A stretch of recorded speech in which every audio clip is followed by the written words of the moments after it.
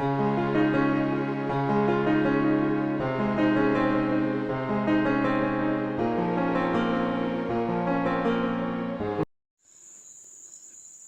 श्री राधे, जय श्री कृष्णा।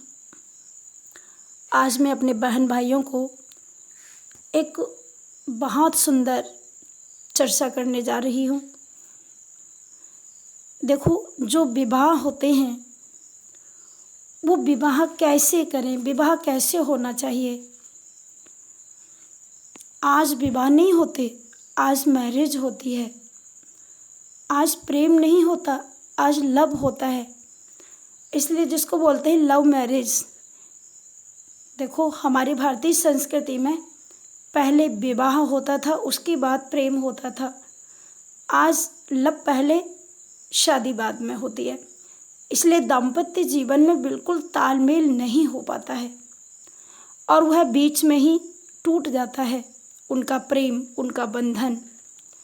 परंतु पति पत्नी के बीच में बहुत प्रेम होना चाहिए। दाम्पत्य जीवन में कभी भी किसी प्रकार की कोई उलझन नहीं आनी चाहिए, क्योंकि विवाह एक यज्ञ होता है।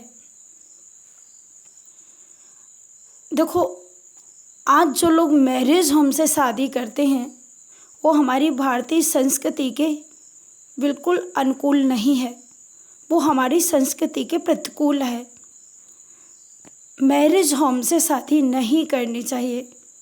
अब आप पूछें क्यों नहीं करनी चाहिए, तो मैं बताती हूँ। इसलिए नहीं करनी चाहिए क्योंकि हमारे यहाँ पर, हमारे घर में जिस समय बेटी का जन्म होता है, तो बेटी का जन्म जब होता है और बेटी का जब विवाह होता है, तो विवाह को एक यज्ञ कहा जाता है।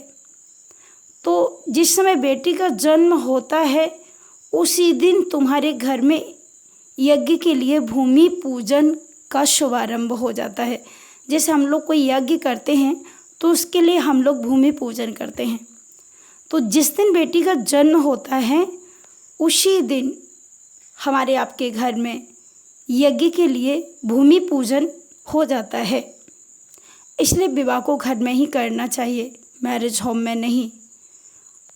और एक बहुत अच्छी बात, हमारे जो पितृगण हैं, हमारे जो पूर्वज हैं, उनकी इच्छा होती है कि हमारे घर में आंगन में मंडप बने और हमारे इस आंगन में यज्ञ की वेदी बने और उसमें यज्ञ हो।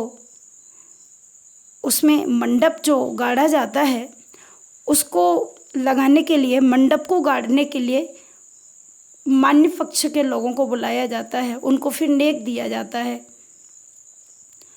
इस प्रकार से मंडप का शोधन किया जाता है, मंडप का पूजन किया जाता है और उसके नीचे बैठा करके वर और कन्या का विवाह होता है, जहाँ पर वेदी पर यज्ञ किया जाता है और भगवान को साक्षी बनाकर ब्रह्म वेदी से विद्वान ब्राह्मणों के द्वारा सुंदर वेदों के मंत्रोच्चारण करते हुए, जहाँ पर बेटी का हाथ वर के हाथ में थाम दिया जाता है, जिसको बोलते हैं पाणी ग्रहण। श्री रामचरितमानस में तुलसीदास बाबा ने लिखा है कि विवाह में पाणी ग्रहण ही तो मुख्य होता है। भगवान शिव ने भी इसी प्रकार से पूरी रीति रिवाज को निभाया था। पाणी ग्रहण जब कीन महेशा, ही हर से तब सकल सुरेशा। तो और देखो, विवाह का मतलब क्या है? विषयों को भोगने का नाम विवाह नहीं है। इसीलिए तो इसमें बहुत संयम नियम को रखना चाहिए। और हमारे वेदों में हमारे पूर्वजों ने, हमारे महान पुरुषों ने इसके ऊपर बहुत प्रकाश डाला है कि जब भी विवाह होता है तो वर को संयम से रखना, वर को संयम से रहना चाहिए।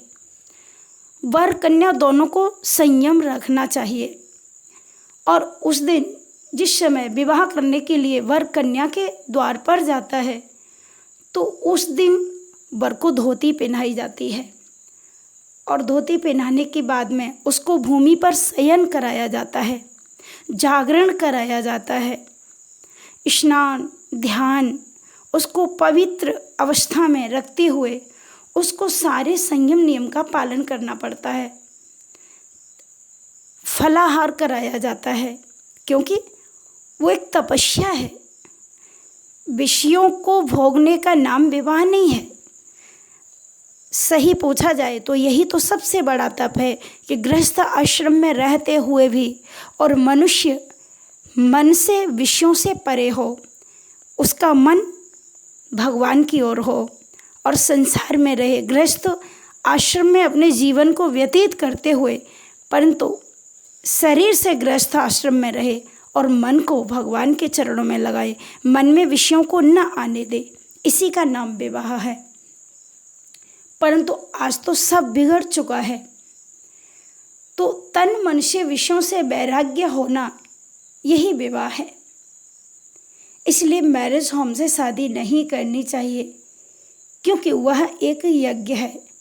आप जानते हैं कि कन्या के अंदर कितनी पवित्रता होती है और कन्या के अंदर कितने महान सुंदर लक्षण होते हैं और उनको हर व्यक्ति देख नहीं सकता। जैसे आप यज्ञ करते हैं तो जब आप यज्ञ करेंगे तो आपको हर देवता के लिए आहुति देनी पड़ेगी, स्वाहा स्वाहा बोलना पड़ेगा। परंतु आप सिर्फ मात्र एक गौ माता की पूजा करें तो गौ माता के अंदर 33 कोटि देवताओं का वास है। एक गौ माता को खुश करने से, एक गौ माता की सेवा करने से 33 कोटि देवता प्रसन्न हो जाते हैं। उसी प्रकार से आप अपने घर में जब कुंवारी कन्या का कन्यादान करते हैं, घर के आंगन में मंडप को सजाते हैं और मांगलिक कृत्य करते हुए सभी सुंदर ब्राह्मणों के द्वारा मंत्रोच्चारण करते हुए वेद की विधि के अनुसार जब आप कन्या का दान करते हैं तो जिसके घर में बेटी होती है, मैं कहती हूँ उसके घर में किसी न किसी वेश में भगवान जरूर आते हैं, क्योंकि भगवान जब यज्ञ से प्रसन्न हो जाते हैं तो वह बेटी के माता पिता को आशीर्वाद देने के लिए आते हैं। इसलिए विवाह को घर से ही करना चाहिए, मैरिज होम से नहीं। जय श्री राधे, जय श्री कृष्ण।